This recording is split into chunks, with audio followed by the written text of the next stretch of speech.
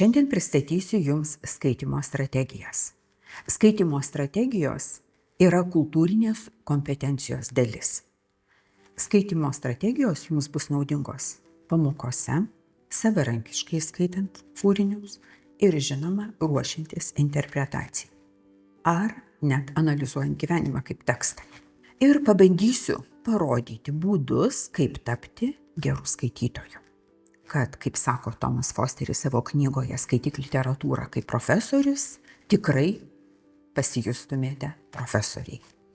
Pateiksiu keletą patarimų, kurie padės patirti skaitymo džiaugsmą. Manau, kad tai labai svarbu, kad skaityti būtų smagu, pasiruošti grožinio teksto analizai ir interpretacijai, naujo modelio egzaminui ir įsitikinti, kad skaitymo strategijų gali išmokti visi. Pirmiausia, įsidėmėkite 3 skaitymo žingsnius, kurie labai svarbus. Ar mes tekstą prisijaukinsime, ar mes jį atmesime. Tai yra betarpiškas kūrinio išgyvenimas, pirmas žingsnis. Antras žingsnis jau yra analizė, čia reikia žinių ir patirties. Ir trečias žingsnis bus interpretacija, kai jūs jau galėsite ir mokėsite aiškinti kūrinio simbolius, įvaizdžius ir siužetus. Taigi, pirmiausia, pabandykite užmegzti santykį su tekstu. Ko gero, ne kartą galvojate, kodėl mokytoja čia kalba, o aš tekste to nematau. Kaip čia dabar ji mato, aš nematau. Taigi, pradėkite nuo to, kad tekstą reikia prisijaukinti. Pirmiausia, pabandykite pamatyti, kas gražu. O gal kas kaip tik negražu ir tai skatina skaityti. Kas įdomu, ką išgirdai, jeigu klausaisi, arba kas sudomino. Tarkim, žiūrint filmą. Filmas irgi yra tekstas. Žinoma, jeigu jūs jau norite tapti tikrais skaitytojais, įgudusiais, tai užsirašykit įspūdžius. Pasižymėkit vietas, kurios sudomino. Pasidalinkit įspūdžiais su draugais. Nusipieškit gal net erdvės vaizdą. Pavyzdžiui, man kartais atrodo, kad knygoje kalba yra pati svarbiausia. Aš randu sakinį ir prie to sakinio stabteliu kelis kartus ir galvoju, kaip gražiai pasakyta. Apie jį pagalvoju. Bet aš jau manau, esu įgudusi skaitytoja. Rimtai analizuodami tekstus, taikykite klausimų kėlimo strategiją. Taigi čia jau būtų analizės etapas. Pirmiausia, visada galime klausti apie vaizduojamąjį pasaulį. Kas vaizduojama, kas yra veikėjas, kur vyksta veiksmas, kaip veikėjai elgiasi, kodėl jie taip elgiasi ir ką visa tai reiškia, kokie jų tikslai.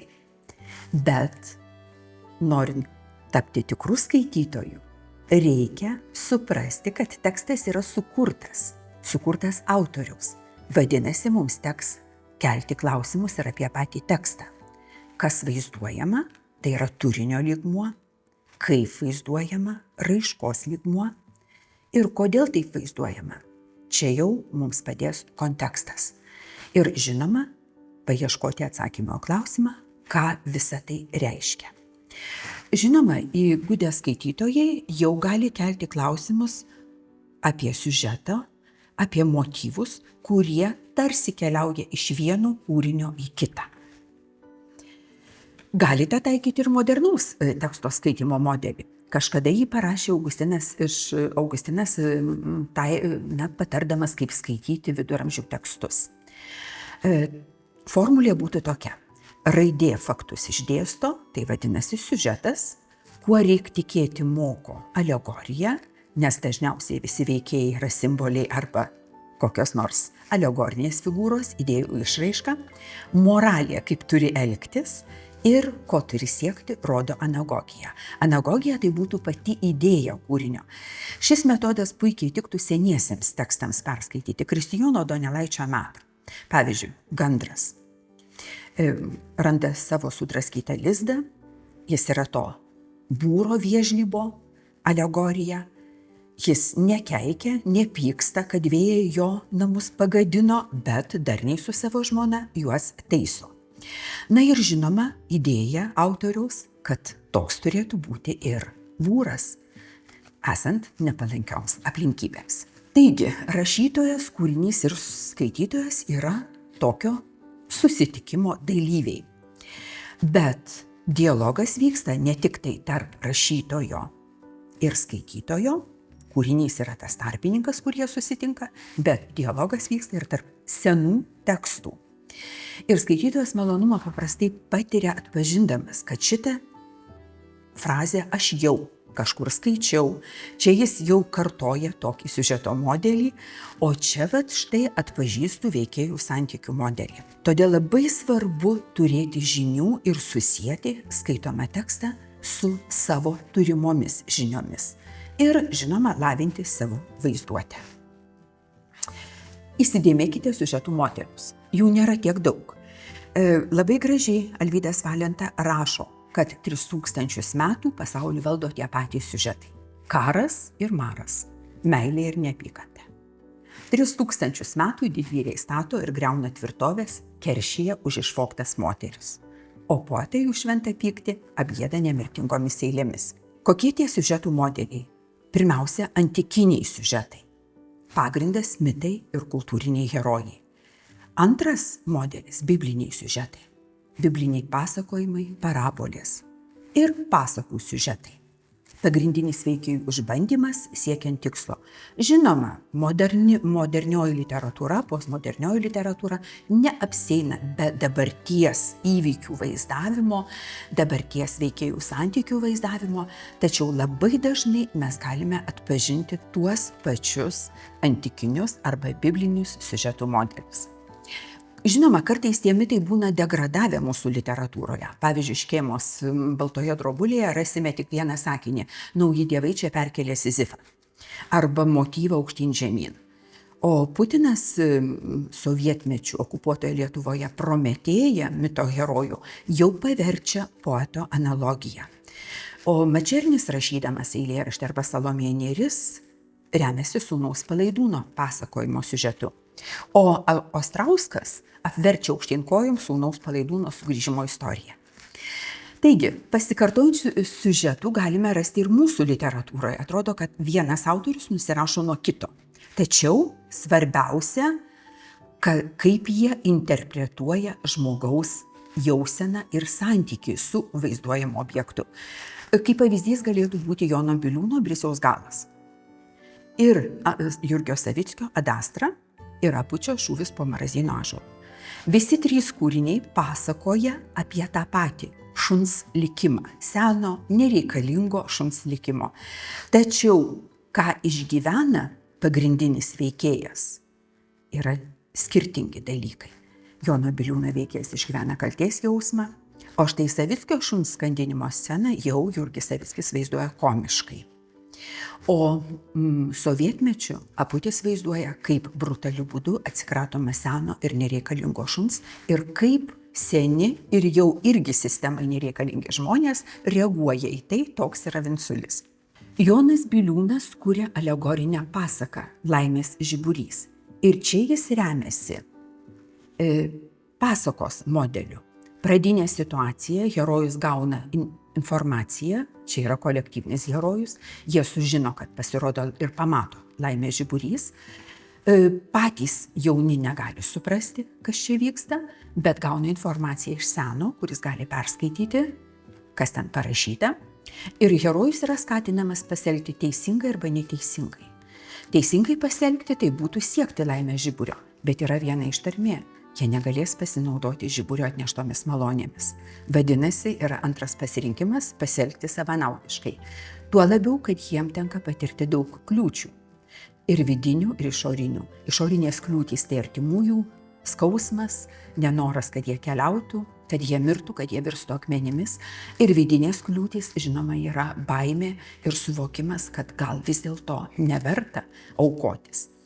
Taigi, toliau yra herojaus vaizduojami veiksmai. Vis dėlto drąsuoliai pasirenka kopti į Laimės žiburį, siekti Laimės žiburio, į kalną kopti ir atnešti žiburį kaip dovaną visiems kitiems, kad pasikeistų pasaulio tvarka, žmonių santykiai, kad visi būtų lygūs, laisvi ir laimingi. Čia mes labai aiškiai atpažįstame tą tokią gražios, laisvos visuomenės idėją. Rezultatas tai ir įvyksta. Herojų vardai įrašomi aukso raidėmis, o visi tampa lygūs, laisvi ir laimingi. Ir kasmet švenčia šią šventę. Veikėjų santykių modeliai tokie pat kaip ir gyvenime. Na, paminėsiu vieną iš tokių modelių. Auka, skriaudėjas ir gelbėtojas.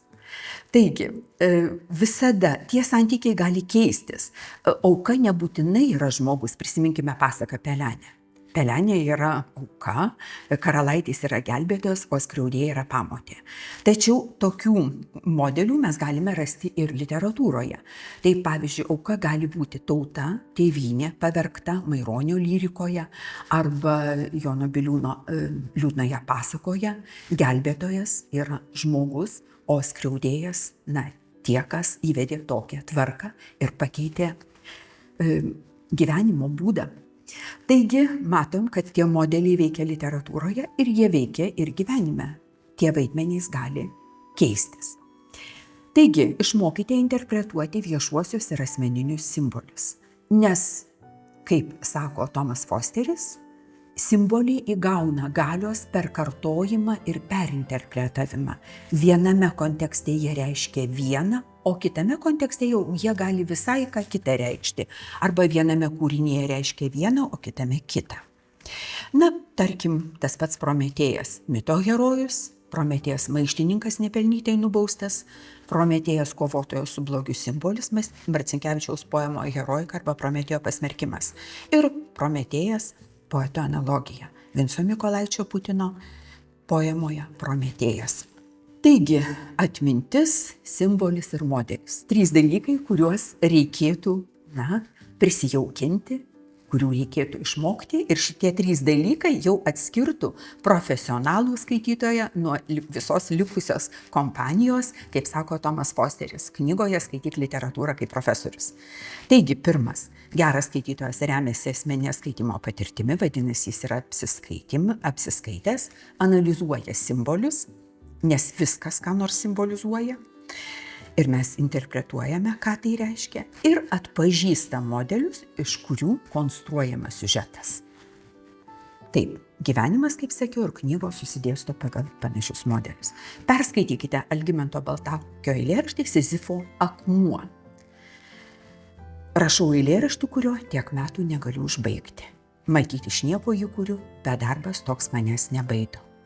Taigi, šitame eilėraštyje jūs rasite Sizifo mitą, tačiau interpretuota kitaip.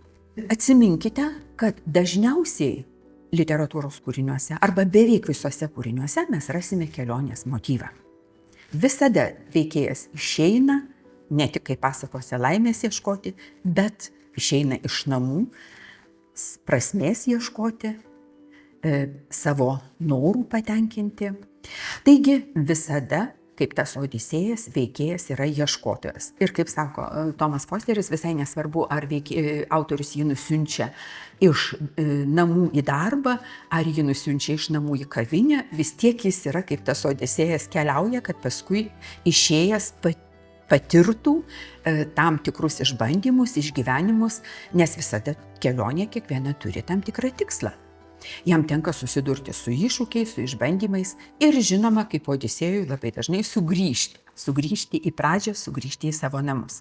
Taigi, praktika ir dar kartą praktika. Gebėjimą atpažinti modelius lemia talentas, bet labiausiai praktika. Daug skaitydami, daug analizuodami, apmąstydami, bandydami atpažinti šablonus, archetipus, pasikartojimus, tikrai tapsite gerų skaitytojų. Ir dar atsiminkite, kad nėra tokio kūrinio, kuris būtų absoliučiai originalus. Visada rašytojai skolinasi vieni iš kitų idėjas, siužetus, motyvus, įvaizdžius ir kuria apie save ir savo laiką. Gražios kelionės į literatūros pasaulį.